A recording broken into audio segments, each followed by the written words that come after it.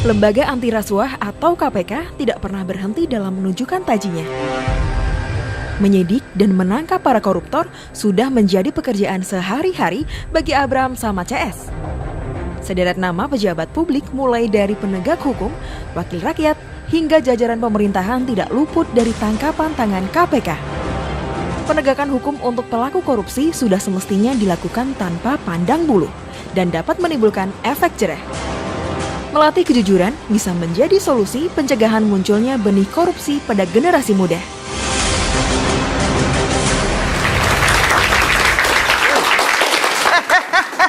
Ini amplop jatah saya, nggak boleh untuk kamu. Kamu nggak boleh ngambil ini. Nggak bisa. Mana lihat ada nggak tulisan itu buat Mas Sentilun? Nggak ada kan? Emang kosong? Nah makanya berarti surat ini bukan untuk Mas Sentilun. Walaupun amplop ini tertutup rapat, saya tahu isinya Mas Sentilun. Oh ya?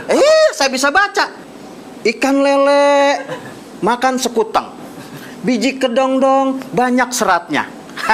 Mas Mucil yang ganteng, tolong dong diterima suratnya. Tuh.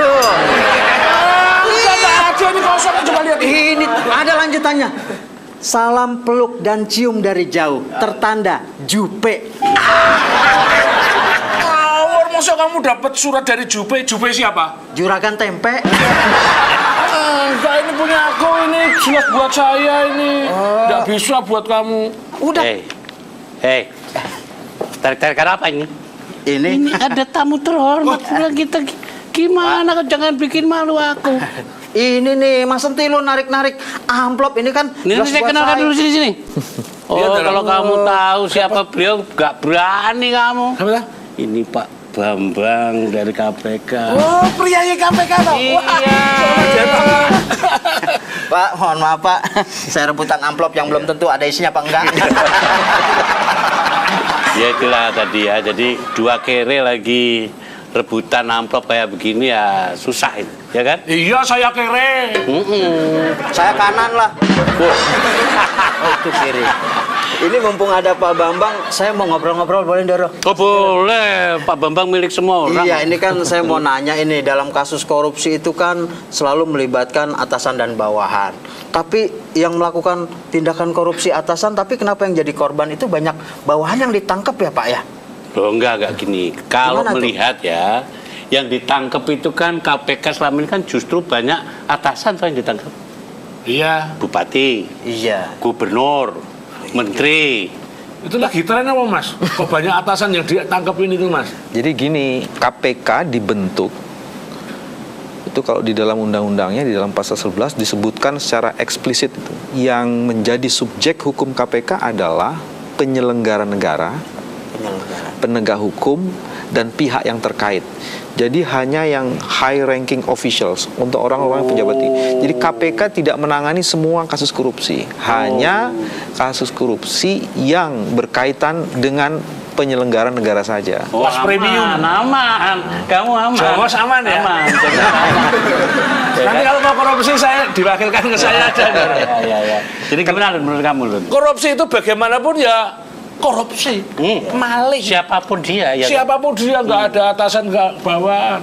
Tapi begini deh, menurut analisis saya, sebenarnya ya, dalam beberapa hal itu bawahan terkadang justru lebih penting daripada atasan, Bicara umpamanya Ndoro ini pakai busana. Kalau cuma atasan tok tanpa bawahan kan ISIS. malu dong. Penting bawahan itu.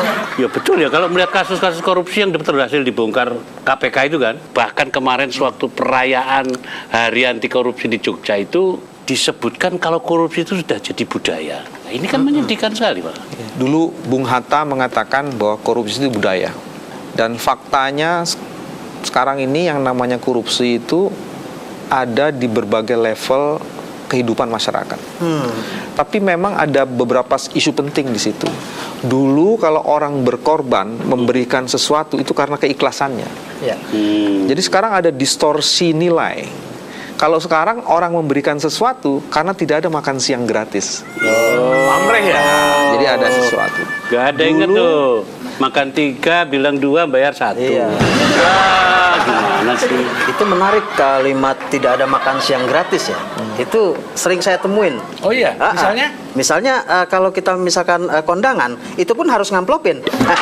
Itu nggak gratis juga, kecuali kita kondangan nyasar misalkan. Yang Soal amplop misalnya. Nah ini amplop nih. Amplop ini bisa menjadi simbol sebenarnya. Karena amplop ini bukan sekedar memberi kan. Karena itu ada budaya amplop tuh. Kalau bisa susah kenapa dimudahkan? Pakailah amplop. Dulu ada wartawan amplop. Ada pengacara amplop juga. Dan ada penyelenggara negara amplop. Jadi kalau belum dikasih amplop, itu prosesnya belum jalan. Nah inilah yang mesti dibongkar. Karena kelemahan pertama pemberantasan korupsi itu kelemahannya adalah selama ini melihat korupsi hanya dari perspektif penegakan hukum. Nah, semestinya gimana?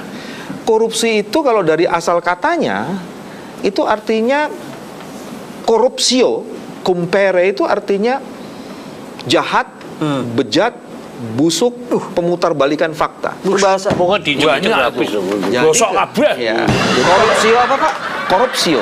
Korupsio itu dari bahasa Yunani. Oh saya kira Compere. bahasa Cianjur Pak. Korupsi. Bahasa Yunani Pak ya. Jadi oleh sebab itu semua sikap dan perilaku yang bejat, busuk, rakus itu sebenarnya harus dikualifikasi sebagai korupsi. Korupsio. Ya. Jadi kalau orang terangsang ingin korupsi itu namanya korupsi erectus. Tapi yang penting kan bagaimana kita menghindari ya kebiasaan korupsi itu. Itu gimana itu cara? Jangan kalau kita dianggap tukang nangkap, tapi bagaimana membinanya? Iya. Memang ada 3 level strategi yang mesti dilakukan.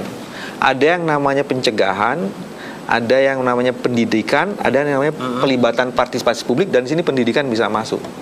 Nah yang menjadi masalah itu sekarang seolah-olah korupsi itu hanya dilakukan oleh pejabat karena mempunyai kewenangan saja. Padahal dari rumah itu bisa muncul sikap yang potensial korup. Dari pengalaman KPK yang paling menarik itu kalau dulu koruptor itu laki-laki dan pejabat publik, sekarang perempuan juga terlibat. Dalam kasus Angelina Sondah misalnya, itu kan pelaku sebenarnya. Waode Nur Hayati pelaku. Tapi kemudian dia berkembang, bukan hanya perempuan, suami istri terlibat dalam kejahatan. Itu demi cinta keluarga boleh kan, Mbak?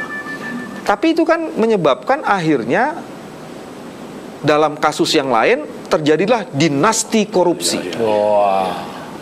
Anak, ibu, bapak terlibat. Run temurun nanti sebentar lagi cucu, ponaan semua masuk. Dinasti korupsi semua ya Mas ya. Itu yang terjadi dalam kasus di Banten misalnya, orang menyebut ini adalah dinasti korupsi. Dinasti korupsi.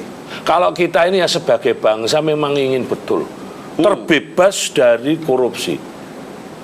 Sebenarnya jangan hanya menyerahkan usaha pemberantasan gini kepada KPK doang. Kepada siapa? Loh, melawan korupsi itu, Doro, Ya. bisa dimulai dari diri kita sendiri. Kalau pakai bahasa yang filosofis itu, peran-peran kenabian pasti ada setannya gitu, yang menghalau itu. Itu pasti itu. Dunia kok ya. Setannya bisa nunjuk ke tempat lain ya nggak ya?